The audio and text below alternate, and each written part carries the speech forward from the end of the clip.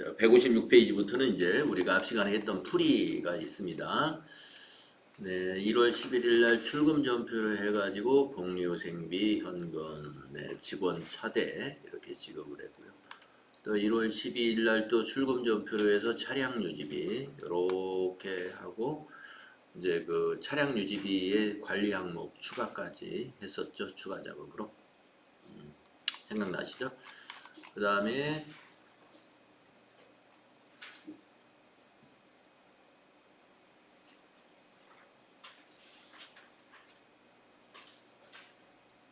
추가 작업 F3 눌러서 한 거 이 설명이고요. 그 다음에 1월 13일 거는 입금전표 외상매출금을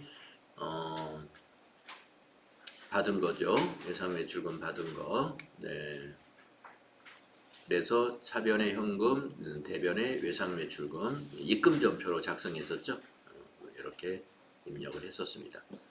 그 다음에 마지막으로 1월 14일 거 차변 해가지고 접대비 88,000원, 대변 해가지고 미지급금은 거래처를 코드란에다 입력했었죠. 99601 나오도록. 네, 이렇게 했었습니다. 1월달 전표를 이렇게 한 화면으로 보는 방법은요. 여러분이 여기 1이라고 되어 있는 데 있죠. 여기를 지웁니다. 어떻게 지우시느냐 하면은 일반 전표 입력에서 여기 날짜 입력하는 셀을 마우스로 클릭하신 다음에 우리 키보드에서 이 프로그램에서는 셀에 있는 내용의 그 내용을 지울 때 스페이스바로 지워요. 스페이스바로 이렇게 스페이스바를 누르면 거기가 하얗게 되잖아요. 그러면 엔터 치면 돼요. 네, 엔터 치면은 날짜가 지워지니까 1월 거 전부가 보이는 거예요. 1월 11일 거 전표 하나, 12일 거 하나, 13일 거 하나, 14일 거 하나. 전표 우리가 넣었던 이 4개의 전표를 한 화면에서 다 볼 수 있습니다. 그러면 이 전표 날짜 입력하는欄의 오른쪽에 있는 이 현금 잔액은 뭘 의미하느냐? 지금 여기 보이고 있는 날짜, 마지막 날짜 14일 현재 현금의 잔액이 1,494만 2천원이다 라는 그런 뜻입니다. 여러분도 저하고 똑같겠죠? 149420000. 네. 자, 그 다음에 이제 조금 전에 쉬는 시간에 이제 질문이 있어서 여러분도 똑같은 질문이 있을 수 있기 때문에 설명을 드리겠습니다.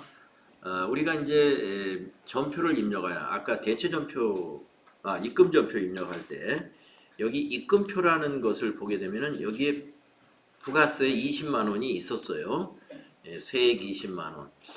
요거는 부가세하고 관련이 있지 않느냐? 네, 물론 있습니다. 그러면 이거의 회계 처리는 지금 시점에서 1월 13일 시점에서 이 회계 처리가 필요한 것인가를 한번 생각을 해보겠습니다. 자, 1월 13일은 우리 회사 3일패션이 코디나라라는 그 거래처로부터 외상대금 220만 원을 회수한 날입니다. 우리가 부가가치세의 공급 시기는 부가가치세의 공급 시기를 얘기할 때 언제를 공급 시기로 얘기하느냐 하면은 재화나 용역, 재화를 공급한 날이에요. 재화를 공급한 날. 그러면 우리가 외상 매출이든 현금 판매든 재화를 공급한 날이라는 것은 재화를 인도한 날이 공급한 날입니다. 그러면 오늘은 1월 3일 날 우리가 제품을 또는 상품을 판매한 날은 아니죠. 그래서 언제 회계 처리를 했을까요? 언제 팔았는지는 모르지만 1월 13일 날 받았으니까 지난달에 판매했을 수도 있죠.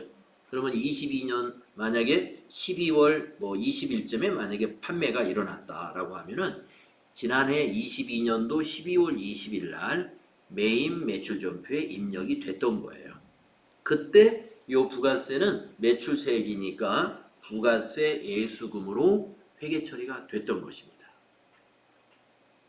그래서 이 세액에 대한 회계 처리는 판매가 일어나는 시점에서 이미 회계 처리가 일어난 것이고, 오늘 23년 1월 13일은 세금 포함해서 그 다음에 공급가액 포함해가지고 220만 원을 회수한 것에 대한 회계 처리를 하기 때문에 돈을 받을 때 회계 처리해서 부가세 여부를 회계 처리할 내용은 하나도 없습니다. 그냥 돈 받은 것만 회계 처리하면 돼요.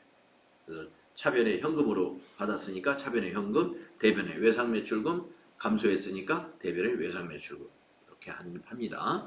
부가세에 관한 분계는 매출 시에 이 상품을 외상으로 판매하는 시점에서 부가세 분계는 있었다. 아시겠죠? 그래서 이제 거기까지 여러분들이 생각을 해 보시는 거예요. 이제 이렇게 하나씩 하나씩 고리가 풀리면은요, 여러분이 이제 회계가 이렇게 되는 거구나, 자신감이 생기죠. 자, 그 다음에 이제 158페이지 가서 계속 일반전표 입력을 연습하는 겁니다. 증빙서류. 증빙서류란 무엇인가? 무엇을 증빙한다는 것인지 한번 읽어보겠습니다. 기업은 경영활동 중에서 벌어들인 수익에서 지출한 비용을 차감하여 나오는 이익에 세법에서 적용하는 세금을 납부해야 한다. 벌어들인 수익에서 지출한 비용을 빼가지고 그 이익에 대해서 세금을 내야 되거든요. 이때 인정되는 비용은 업무와 관련된 것만 인정이 되죠. 업무와 관련된 것만. 그래서 이제 제가 그 업무용 승용차 등록할 때도 이게 업무와 관련된 비용만 비용 처리를 하도록 유도하려고 국세청에서 그런 제도를 만들어 놓은 거거든요. 그래서 또 여기서는 이제 증빙, 업무와 관련된 것을 확인하려면 그 영수증 같은 증빙이 있어야 된다 이거죠. 그래서 이러한 업무 관련 비용을 입증하기 위해서는 지출 증빙을 꼭 주고받아야 됩니다. 따라서 기업의 경영활동에서 발생하고 있는 거래는 여러 가지의 증빙들이 있어요. 그래서 이번에는 여러 가지 증빙들을 한번 구경해 보도록 하겠습니다. 자, 증빙서류의 종류를 한번 보겠습니다. 기업의 경영활동에서 직접적으로나 간접적으로 관련된 지출 거래이면 지출 증빙서류를 수취하도록 하고 있죠. 지출을 했는데 증빙서류를 수취하지 않았거나 그 지출이 업무와 관련이 없다면 비용으로 인정받을 수 없습니다. 그래서 회계 처리를 해서는 안 됩니다. 증빙이 없으면. 그래서 증빙서류에는 어떤 것이 있느냐? 자, 신용카드, 법인카드를 사용했으면 그 매출전표, 매출전표. 근데 이제 우리가 매출전표는 그러면 인쇄한 것을 꼭 가지고 와서 해야 되느냐?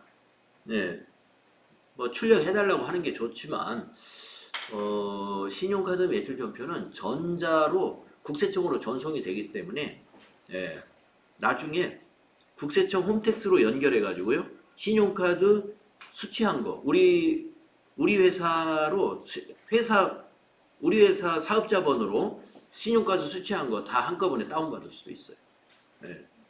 그래서 사업용으로 했으면 관리는 됩니다만은 뭐 어쨌든 그거는 이제 국세청에서 받으면 되는 것이고, 우리가 회사 내에서도 개인과 회사 간에 이런 그 업무가 있잖아요. 그러니까 개인들은 신용카드 매출전표 신용카드 썼으면 전표 달라고 해가지고 회사에 제출을 해야 될 것입니다. 자, 그 다음에 현금으로 지출했으면 현금 영수증, 그리고 세금 계산서를 받았으면 세금 계산서, 또 면세 사업자하고 거래를 했으면 계산서. 그래서 세금 계산서나 계산서는 대개 신용카드 매출전표나 현금 영수증을 받았을 때는 이걸 달라고 안 해도 상관은 없어요. 비용으로 인정받는데 뭐 세금 계산서는 되고 신용카드는 안 되거나 그러진 않습니다. 그래서 이러한 증빙이 있고요. 이건 이제 적격 증빙이고, 그 다음에 이제 간이과세자라든가 소규모 소매업을 하는 사업자들은 그리고 이제 그 그 일부 사업자들은 영수증밖에 발급을 못할 수가 있어요. 그렇다면은 우리가 이제 간이 영수증이라고 하는 영수증도 증빙이 될 수 있습니다. 이러한 것을 우리가 증빙 서류라고 합니다. 그런데 이제 수행과제에 있는 것들을 보면은 이런 것도 또 증빙이 돼요. 이렇게 돌잔치 초대장을 이렇게 컴퓨터로 만들었나 봐요. 그래서 회사하고 이게 무슨 관계가 있는지 한번 읽어보겠습니다. 돌잔치 초대장이라는 것이 회사의 증빙과 무슨 관계가 있느냐. 자, 2월 11일 날 상품 매출거래처 멋쟁이의 영업부장 자녀 돌잔치에 현금 10만 원을 회사가 지급했어요. 네, 거래처 영업부장이 이 돌잔치 초대장을 회사에 준 모양입니다. 안 가보 어떻게 가만히 있을 수는 없겠죠. 거래 관계에 있으니까. 네, 가만히 있으면 좀 곤란하죠. 그래서 현금 10만 원을 이렇게 보내줬다 하는 얘기입니다. 자, 그러면은 회사는 이 현금을 지출했으므로 회사의 비용으로 처리를 해야 되는데 그 증빙으로 남길 수 있는 건 이거밖에 없죠. 예. 거기 저 멋쟁이 영업부장을 찾아가가지고 돈 받았다고 여기다 서명해달라고 할 수도 없는 거고. 예. 그렇게 하는 사람이 누가 있습니까? 예. 그러니까 초대장 받은 거, 초대장 받은 거 이거를 증빙으로 하면 됩니다. 그래서 이것도 거래 증빙이 가능하다. 네, 그런 얘기죠. 그 최근에는 이제 그 디지털로 뭐 청첩장이나 이런 것도 전부 이게 핸드폰으로 오는 경우도 있잖아요. 그거 캡처해 놓습니다. 회사에서는 그걸 capture 해놔요. 그래서 이 캡처하면 이미지가 되죠. 이미지 해가지고 인쇄해가지고 딱 해놓습니다. 경조금들 그 이렇게 종이로 오는 경우보다는 뭐 카카오톡이나 이런 문자 메시지로 디지털 청첩장으로 오는 것들이 많아요. 그런 것들은 캡처해가지고 보관해도 인정이 됩니다. 자, 이런 것도 증빙이 될 수 있다. 자, 그러면 분계를 한번 생각해 볼게요. 여기서 보면 계정 과목이 현금이라는 거 보이고, 그 다음에 거래처 직원의 애기 돌잔치라는 게 보입니다. 자, 현금은 자산이죠. 지금 자산이 증가했습니까? 감소했습니까? 감소했습니다. 자산 감소는 대변 항목이에요. 그래서 현금 계정 대변 10만 원. 그 다음에 영업부장 애기 돌잔치니까 이거는 무슨 비용으로 처리해야죠? 네, 접대비입니다. 그래서 접대비 비용 발생은 거래업 한료소의 차변 항목이죠. 그래서 차변에 접대비 계정 차변에 기록합니다. 차변에 10만 원. 네, 이런 거래가 되겠습니다. 자, 이제 전표 입력을 해보시죠. 출금 전표로 하면은 한 줄로 간단히 입력할 수가 있죠. 여기 날짜는 2월 11일입니다. 자, 전표 입력, 일반 전표 입력에서 이번에는 월을 바꿔야 되겠어요. 2월로 선택해 주시고 뒤에 날짜는 11일. 출금 전표니까 9번에서 1번 해주시고 계정 과목은 접대. 그러면 접대비가 여러 개가 있는데 상품 매출 관련 거래처니까 813번. 813번 접대비.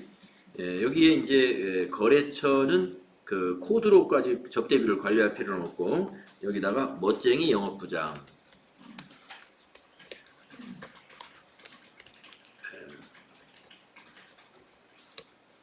그리고 저교에다가는 만들어 놓은 저교 중에 고를 수 있는 게 있는가 봤더니 10번에 있네요. 거래처 경조사비. 10번 거래처 경조사비. 그리고 금액은 10만원 100 플러스. 네, 엔터 하시면은요. 밑에 분계가 차변의 접대비, 대변의 현금. 네, 잘 되었죠?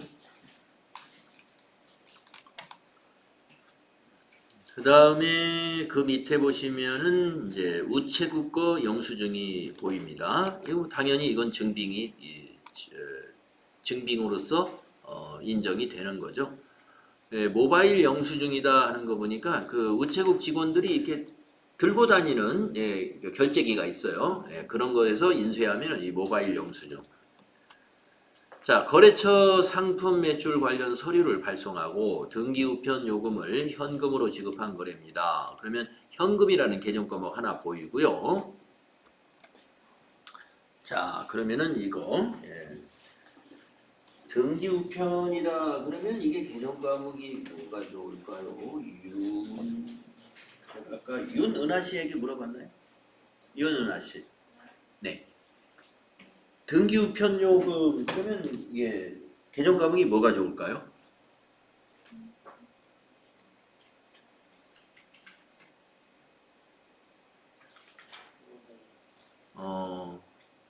통신비입니다.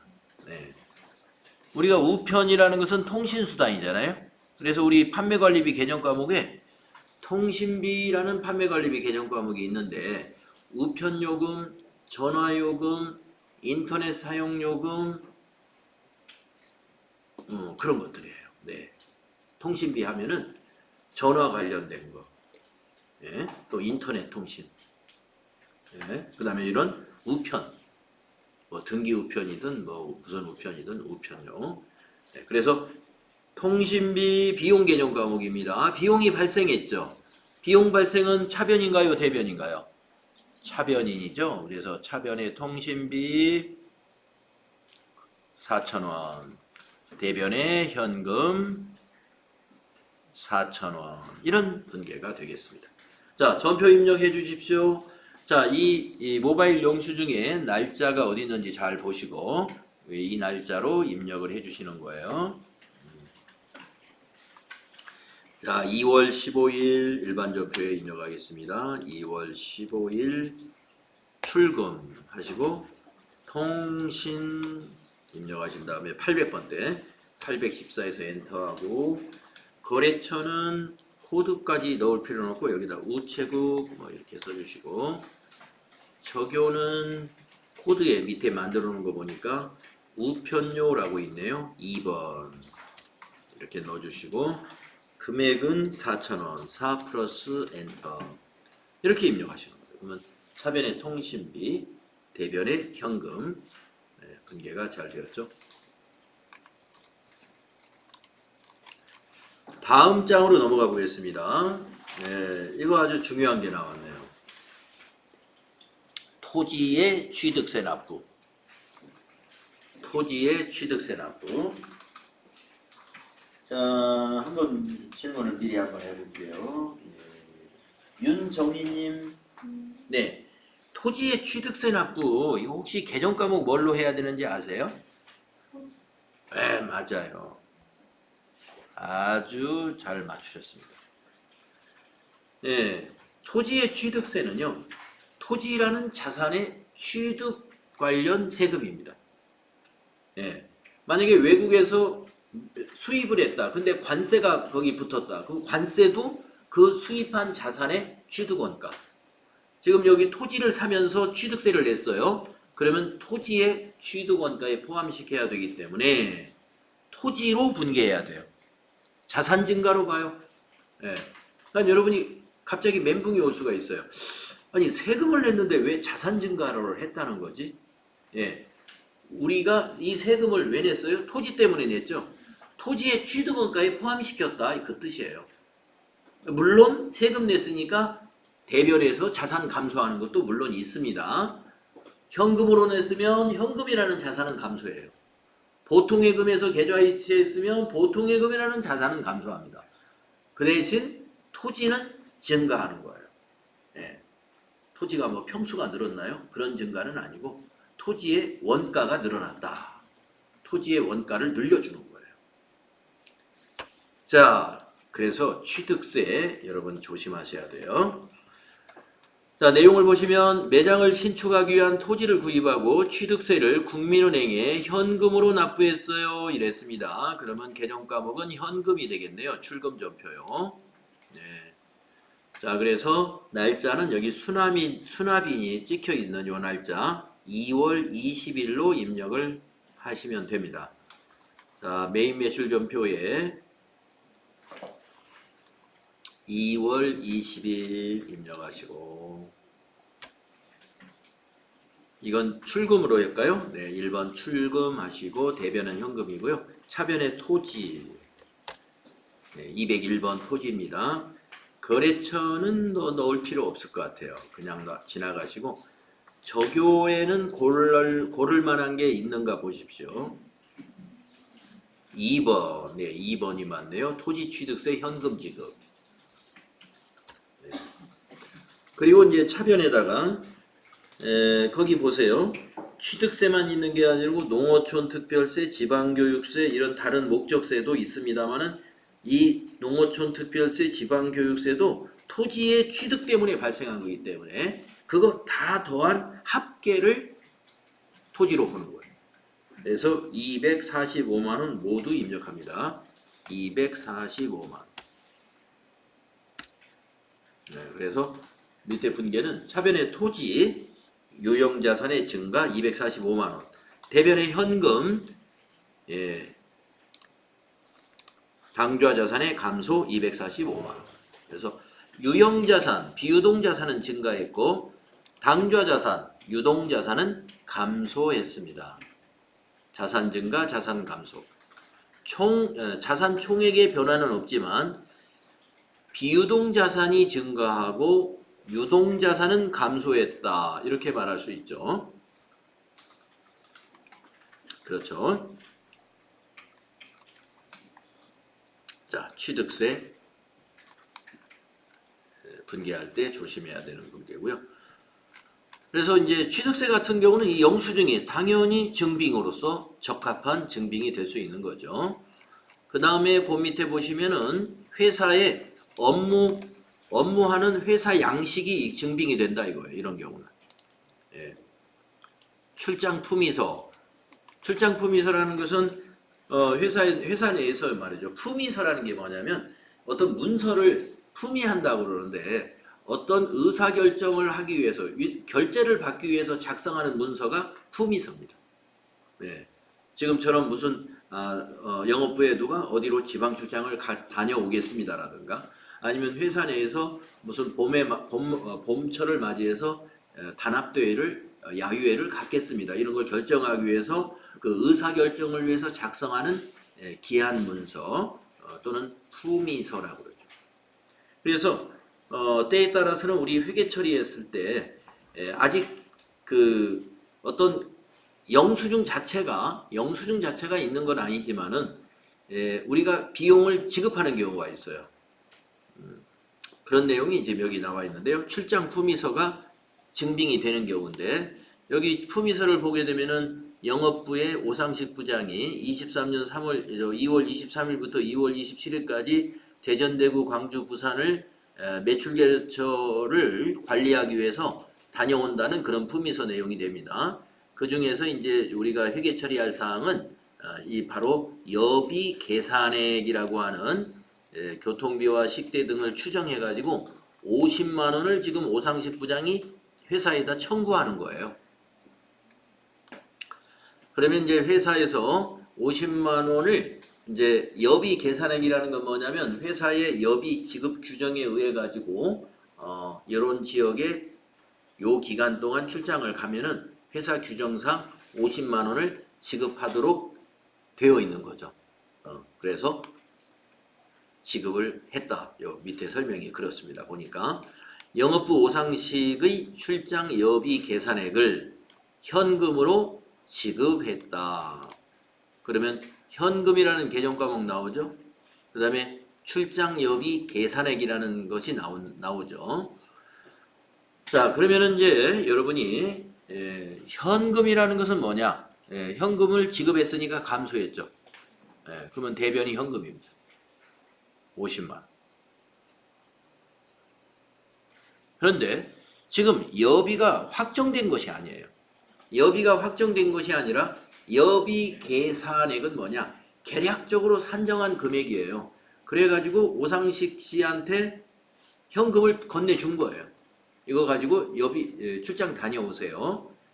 이 직원이 다녀와야 교통비가 얼마고 식대가 얼마고 숙박비가 얼마고 이제 명세가 나온단 말이에요. 아직 명세 나오기 전이죠.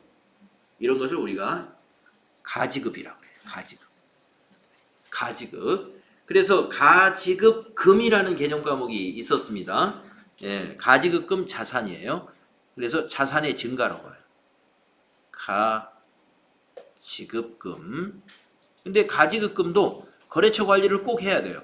그래서 가로 열고 오상식 50만 원.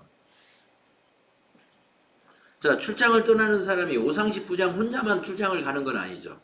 예.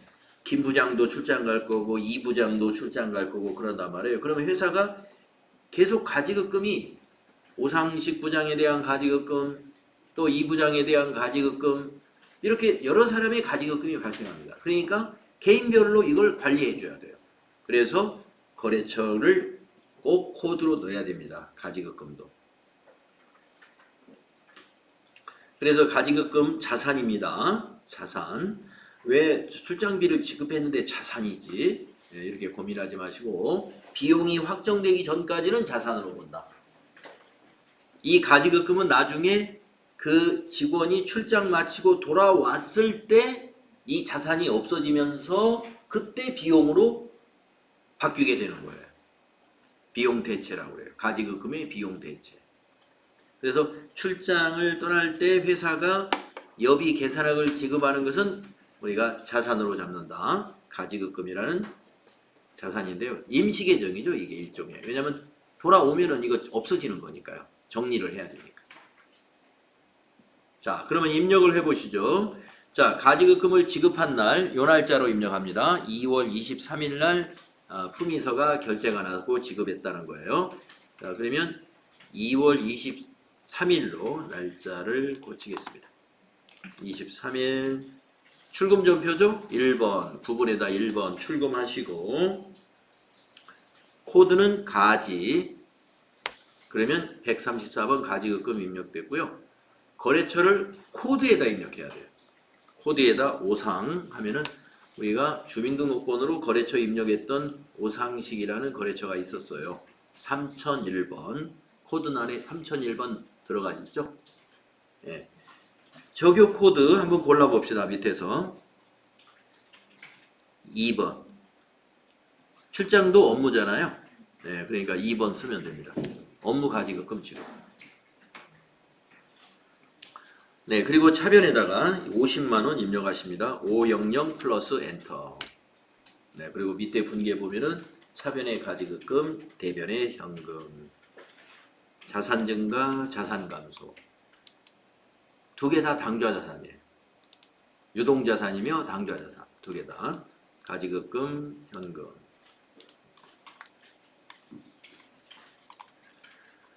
자, 다음 장으로 넘어가 보겠습니다.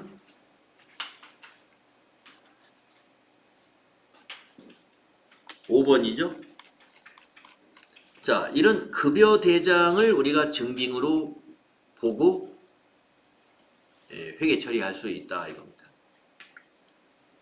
그리고 통장의 거래 내역, 통장의 거래 내역을 증빙으로 제시할 수 있어요. 그러니까 2월분 급여를 회사가 직원들에게 계좌이체했다 그러면은 2월분 급여 계좌이체한 내용이 회사 통장에 기록될 거 아니에요? 그 자체가 증빙이 되는 거고요. 그럼 공제 내역이나 이런 것은 알 수 없죠. 통장에서는. 공제 내역 이런 것들은 급여, 회사 내에 보면 다 급여 대장이라는 게 있습니다. 네, 급여 대장에 보면은 거기 공제 내역이나 이런 것들이 나와요. 그래서 밑에 내용을 보시면 직원의 급여를 2월분 급여를 신한은행 보통예금 계좌에서 이체했다. 회계 처리해라. 네, 그러면 우리가 이체한 이것만 회계 처리하느냐? 그렇게 생각하면 안 됩니다. 2월분 요거 차변의 급여, 대변의 보통예금 616만 1,750원 이렇게 회계 처리해버리면 틀려요. 왜 그러느냐? 요거 공제한 것도 있고 이것도 회계 처리해야 됩니다. 그래서 이 보통예금 거래 내역을 가지고 분개하지 마시고 여러분 급여 명세서를 가지고 회계 처리할 때는 요 세 가지 금액을 가지고 회계 처리하세요. 급여의 총계, 수당 같은 거 다 더한 거예요. 그것 하고요. 그 다음에 여기 공제금액 하고요. 그 다음에 차인 지급액. 급여 대장을 가지고 여러분 분계할 때는 자, 급여 총계하고 그 다음에 공제계, 그 다음에 차인 지급액, 이 세 개의 숫자를 찾아야 됩니다. 이걸 찾아가지고 계정 과목을 어떻게 정하느냐. 요 급여의 총 금액은 계정 과목이 이게 급여예요. 예, 급여. 그리고 공제액의 총계 요 83만 8,250원은 예수금이에요. 우리가 유동부채에서 예수금 우리 배웠었어요. 그리고 여기 차인 지급액의 요 합계, 차인 지급액의 합계는 밑에 거래 내역을 보니까 보통 예금에서 거래 이체한, 아니죠, 계좌 이체한 거예요. 그러니까 이거는 보통 예금이죠. 예, 이렇게 차인 지급액을 보통 예금하고 맞춰만 보는 것이고요. 맞춰만 보시고 그 보통 예금 거래 내역에 보통 예금의 거래처를 알 수가 있죠. 신한은행. 그래서 급여 지급대장을 주고 여러분 분계하는 문제 나오거든요. 그러면 꼭 요 세 개 숫자를 찾아내야 됩니다. 네. 그래서 여러분 급여는 뭐예요? 비용이지 않습니까? 급여는 비용. 그래서 급여 지급하면 비용이 발생하죠. 비용 발생은 차변이니까 요건 차변에 넣고. 예수금, 부채죠.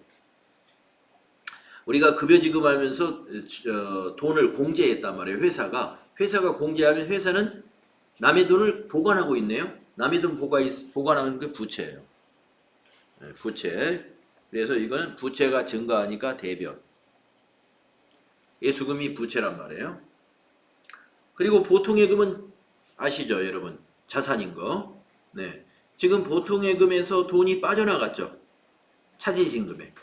네. 빠져나갔으니까 보통예금 자산이 감소했어요. 그럼 뭐예요? 네, 자산 감소니까 대변. 그래서 밑에 분계에다가 네, 차변에는 급여 700만 원, 대변에는 예수금 838250, 또 보통예금 6161750 이렇게 기입하면 됩니다. 여기에.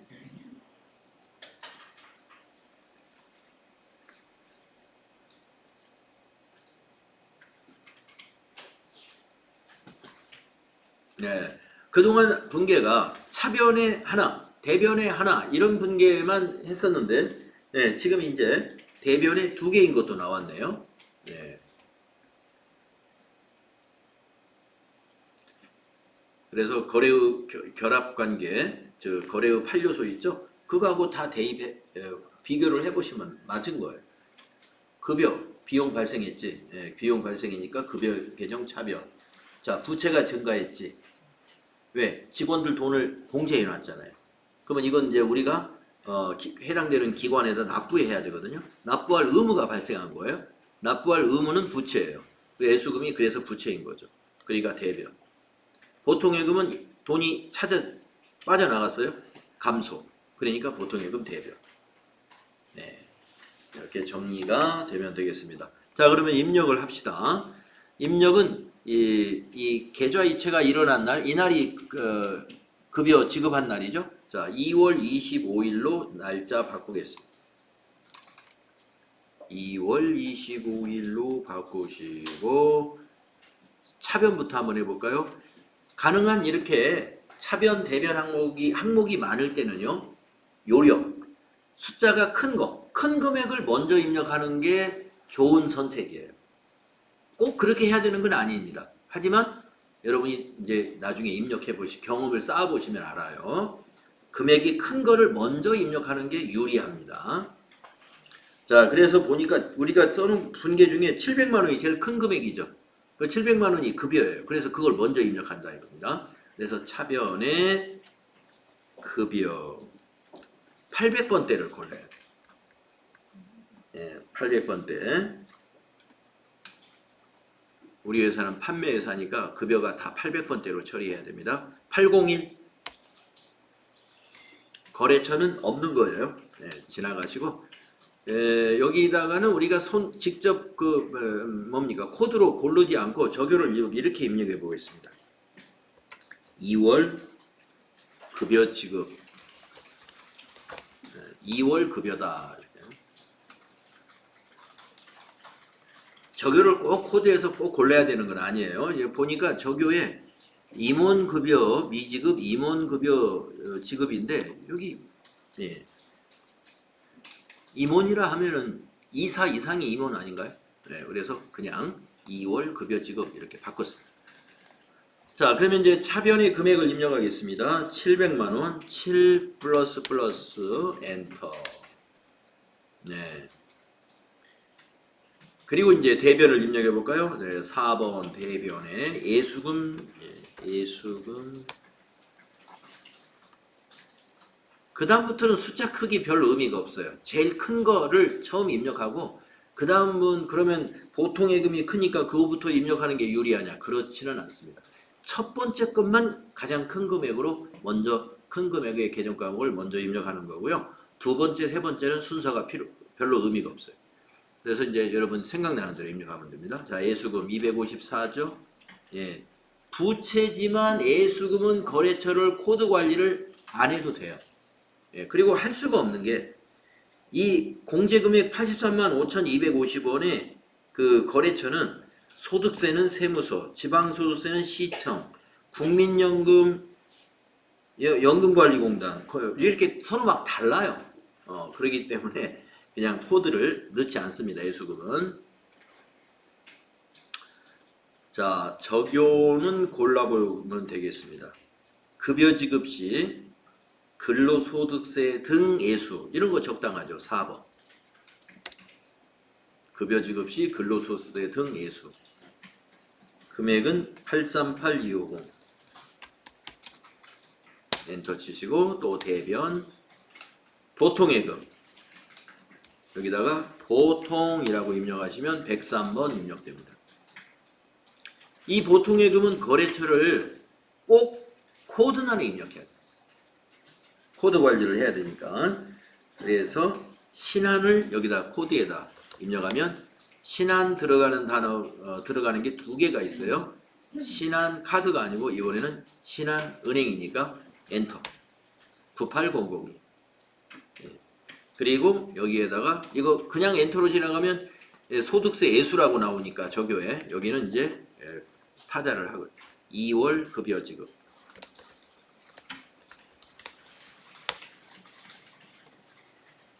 이게 넣어주시고 이제 금액이 6161750이죠. 6161750 이렇게 입력하시면 차변과 대변의 합계 이렇게 2개 이상 개정 과목이 2개 이상 들어가면요 꼭 합계 잘 확인하셔야 돼요. 차변의 합계와 대변의 합계는 항상 일치해야 되거든요. 일치하게 분계가 일어났는지 꼭 확인해 주셔야 됩니다.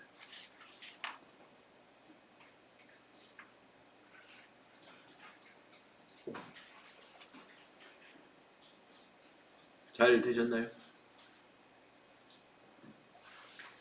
네. 질문 있으신가요? 자, 그러면 없으시면 6번으로 가서 6번까지 하고 좀 쉬겠습니다. 6번 출장 여비 정산서. 네, 이제 오상식 부장이 정산을 했다는 거예요. 정산이라는 것은 이제 정리한 거죠. 자, 밑에 내용을 보면은요. 출장을 마친 오상식 부장의 여비 정산 내역을 받고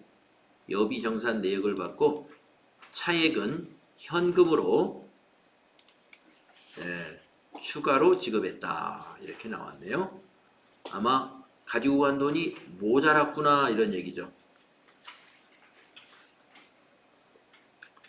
자, 여비 정산을 하려면요. 우선 오상식 부장이 가지급금을 얼마 가지고 왔는가 그걸 일단 알아야 되고요. 그리고 쓰고 온 여비가 얼마인가? 그걸 우리가 여비정산이라고 합니다. 그걸 정리를 해보면 돼요. 자, 아까 우리가 오부장이 50만 원 가져간 건 알고 있죠? 이걸 정산하려면 아까 오부장이 가져갈 때 차변에 자산 잡았잖아요. 대변에 가지급금. 대변에 가지급금 오부장 50만 원을 이때 이제 정리해 버려야 됩니다. 정리를 항상 반대쪽에 하는 거예요. 그래서 가지급금을 지급할 때는 가지급금 차변, 정산할 때는 가지급금 대변. 그리고 차변에 와야 되는 건 뭐냐면은 이 50만 원을 어디 썼느냐? 숙박비로 30만 원, 교통비로 25만 원을 썼다 이겁니다. 그러면 이게 개정 과목이 서로 다르냐? 같습니다. 숙박비하고 교통비는 개정 과목이 여비교통비라고 하는 개정 과목으로 쓰거든요. 그래서 두 개 더하면 55만 원이죠. 네, 여비교통비가 비용이지 않습니까? 비용의 발생은 차변에 가는 게 맞죠. 그래서 차변에 여비교통비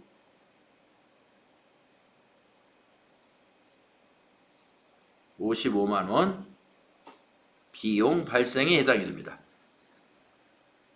자, 차대변의 차이가 5만 원이 발생했죠. 그래서 아까 차액은 현금으로 추가 지급했다 이렇게 했어요. 자, 현금을 지급했으므로 현금 계정 대변에 기입해야죠. 예, 그래서 대변에다가 현금 5만 원.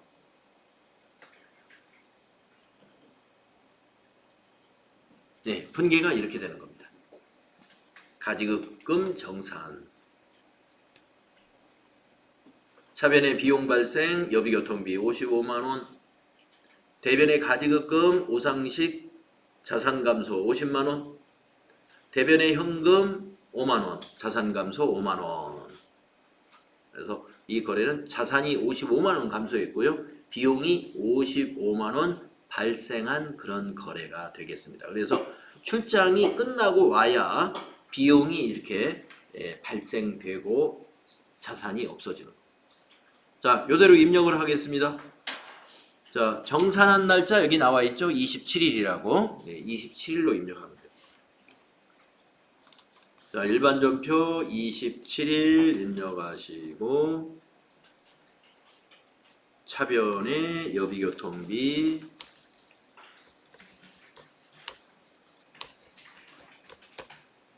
812번을 써야 되고요. 거래처 쓸 수 없습니다. 네, 적요에는 출장 여비 가지급금 정산이라는 1번 적요 쓰면 되겠고요. 금액은 55만 원. 대변은 가지급금 134번. 거래처는 코드에다 입력해야 됩니다. 오상 3001번 코드 들어가죠.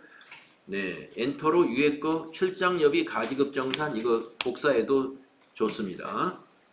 엔터로 지나가면 복사가 됩니다. 50만 원 엔터 치시고 또 대변에 101번 현금 이제는 현금은 101로 입력합시다. 이제 우리 검색하지 말고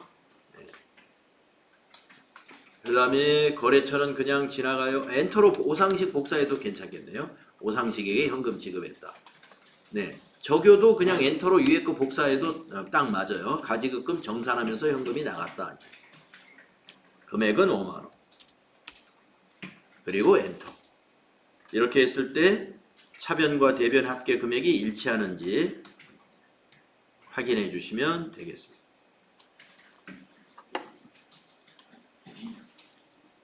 네. 자, 이렇게 여비 정산서가 증빙이 될 수 있습니다. 이것은 여비 정산서만 증빙이 아니고 사실은 그 숙박비도 숙박비 영수증이 있을 거고요. 교통비는 있는 것도 있고 없는 것도 있습니다. 그래서 이제 여기 지금 우리 교재에서는 여비 정산서라는 것을 이렇게 짧게 끊어놨습니다만은 실제로 회사에서 쓰는 여비 정산서는 밑으로 이렇게 여백이 쭉 있어요. 더 A4 용지 사이즈일 테니까 그 A4 용지 사이즈니까 쭉 있고 여기 밑에 영수증을 다 이렇게 붙였을 겁니다. 밑에다가. 그리고 교통비 중에서 뭐 KTX를 탔다든가 비행기를 탔으면 그 영수증이 있는데 뭐 전철을 탔다든가 시내버스를 타면 영수증 없잖아요. 그런 것은 이제 거기다 말로 이렇게 쓰면 돼요. 전철 얼마, 시내 교통비 얼마 이렇게 증빙이 없는 교통비는 그냥 써도 인정이 되죠. 그래서 그런 부분은 여기에서 그냥 생략이 된 거고요. 그러니까 숙박비 이런 거는 증빙이 다 있는 겁니다. 있어야 되는 거죠. 자, 좀 쉬었다가 다음 시간에 하겠습니다. 다음 시간은 40분에 아니구나. 네.